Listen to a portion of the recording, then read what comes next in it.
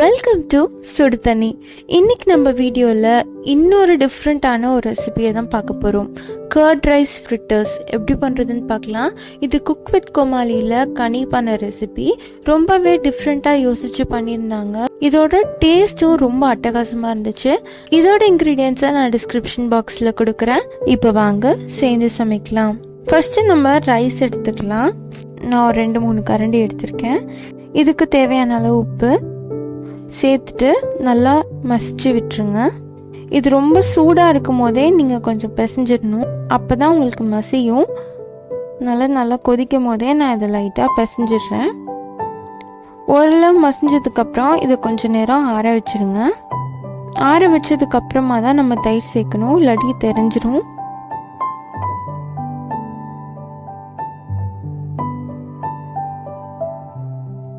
இப்போ ஆறிடுச்சு. நான் தயிர் சேர்த்துக்கிறேன்.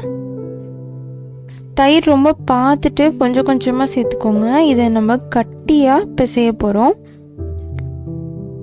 உங்களுக்கு நெகத்தியாக இருக்கக்கூடாது. ஓரளவு கட்டியாக இருந்தால் தான் உங்களுக்கு உருண்டை பிடிக்க வரும். அதனால் இந்த அளவு டைட்டாக பிசைஞ்சுக்கோங்க. பிசைஞ்சாச்சு.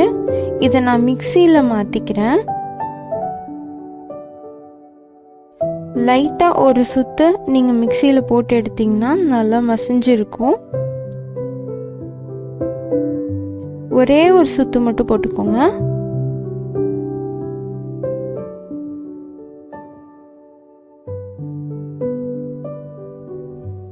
இதை அரைச்சதுக்கப்புறம் பாருங்கள், நல்லா திக்காக வந்திருக்கு. இந்த பதத்தில் இருக்கணும். அப்போ தான் உங்களுக்கு உருண்டை பிடிக்க வரும். இப்போ நம்ம தாளிப்பு பண்ணிடலாம். 2 டீஸ்பூன் எண்ணெய் சேர்த்துட்டு இதில் 1 டீஸ்பூன் கடுகு சேர்த்துக்கோங்க. 1 டீஸ்பூன் உளுத்தம் பருப்பு சேர்த்துக்கலாம். நல்லா ரோஸ்ட் பண்ணிடுங்க. நான் இதில் கருவேப்பிலை சேர்க்கல. இதை உள்ளே வச்சு நம்ம ஃப்ரை பண்ண போகிறோம். அப்போ கருவேப்பிலையாக வரும். இதில் 1 டீஸ்பூன் இஞ்சி, 1 டீஸ்பூன் பச்சை மிளகாய் நல்லா பொடியாக நறுக்கி சேர்த்துக்கோங்க. சேர்த்துட்டு நல்லா ரோஸ்ட் பண்ணிவிட்டு நம்ம செஞ்சு வச்சுருக்க தயிர் சாதத்தில் சேர்த்துக்கலாம். வேணுங்கிற அளவு சேர்த்துட்டு நல்லா பிசைஞ்சிருங்க. தாளிப்பு சேர்த்திங்கன்னா உங்களுக்கு தயிர் சாதம் இன்னும் டேஸ்ட்டாக இருக்கும். அதுக்காக தான் பண்ணுறோம்.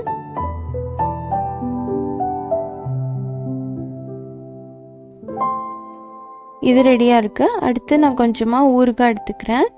நான் மாங்காய் ஊறுகாய் எடுத்திருக்கேன். கடையில் வாங்கினது தான். நீங்கள் வீட்டில் மாங்காய் கட் பண்ணி போடுற ஊறுகாய்னாலும் நல்லாயிருக்கும். எது வேணாலும் சேர்க்கலாம். இப்போ உங்கள் கையை எண்ணெயில் கிரீஸ் பண்ணிட்டு இதை உருண்டை பிடிச்சிருங்க. இந்த அளவு பெரிய உருண்டையாக பிடிச்சிக்கோங்க.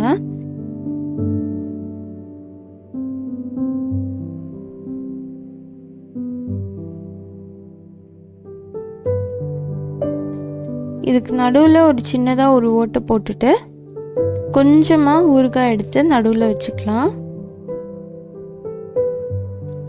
இது வச்சிங்கன்னா நீங்கள் கடிக்கும் போது அந்த ஊறுகாய் ஃப்ளேவரோடு வரும். ரொம்பவே சூப்பராக இருந்துச்சு. இதில் ஹைலைட்டே அதுதான். இப்போ உருண்டை ரெடி ஆயிடுச்சு. அடுத்து இதோட கோட்டிங் ரெடி பண்ணிடலாம். 2 டீஸ்பூன் மைதா எடுத்துக்கோங்க. அதில் கொஞ்சமாக தண்ணி சேர்த்துட்டு திக் பேஸ்ட்டாக கரைச்சிருங்க. கொஞ்சம் கொஞ்சமாக தண்ணி சேர்த்துக்கோங்க. பாருங்க, நான் நல்லா கட்டி இல்லாமல் கரைச்சிக்கிறேன். இப்போ இது இருக்கட்டும். இது கூட நான் கொஞ்சம் பிரெட் க்ரம்ஸ் எடுத்திருக்கேன் கோட்டிங்காக. இதில் நம்ம செஞ்சு வச்சுருக்க உருண்டையை பிரெட் க்ரம்ஸில் ஃபஸ்ட்டு கோட் பண்ணிட்டு மைதாவில் அடுத்த கோட்டிங் பண்ணிட்டு மறுபடி பிரெட் க்ரம்ஸில் கோட் பண்ணிக்கோங்க. 2 தடவை கோட் பண்ணிங்கன்னா உங்களுக்கு அது பிரிய வாய்ப்பே இல்லை. நல்லா கிறிஸ்பியாக வரும். இது மாதிரி எல்லாத்தையும் நான் பண்ணி வச்சுக்கிறேன். ஆயிலை நல்லா ஹையில் வச்சுட்டு இதை நல்லா ஃப்ரை பண்ணிடுங்க. நல்லா ப்ரௌன் கலரில் வரும். அந்தளவுக்கு ஃப்ரை பண்ணுங்கள் எல்லா சைடும் திருப்பி.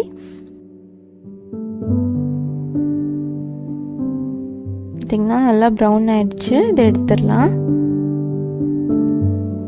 இதுக்குள்ளே கர்ட் ரைஸ் இருக்குதுன்னு என்னால் நம்பவே முடியல, அவ்வளோ நல்லா இருந்துச்சு. இது மேலே நான் அப்பளம் தான் வச்சுருக்கேன். ஃபஸ்ட்டு எனக்கு அவங்க என்ன வைக்கிறாங்கன்னே தெரியல, அப்புறம் தான் கண்டுபிடிச்சேன் அப்பளம்ன்ட்டு. இந்த கர்ட் ரைஸ் ஃப்ரிட்டர்ஸ் நிஜமாலே ஒரு டிஃப்ரெண்ட்டான ஒரு ரெசிபி தான். நிறைய பேர் இதை யோசிச்சிருக்க கூட மாட்டோம். ரொம்பவே நல்லா இருந்துச்சு. நீங்கள் அக்கேஷ்னலாக ஏதாவது டிஃப்ரெண்ட்டாக ட்ரை பண்ணோன்னா இந்த ரெசிபி ஒரு நல்ல சாய்ஸ். நீங்களும் வீட்டில் கண்டிப்பாக ட்ரை பண்ணுங்கள். இந்த வீடியோ உங்களுக்கு பிடிச்சிருந்தா லைக் பண்ணுங்கள். சுடு தண்ணி சேனலை சப்ஸ்கிரைப் பண்ணுங்கள். தேங்க்யூ.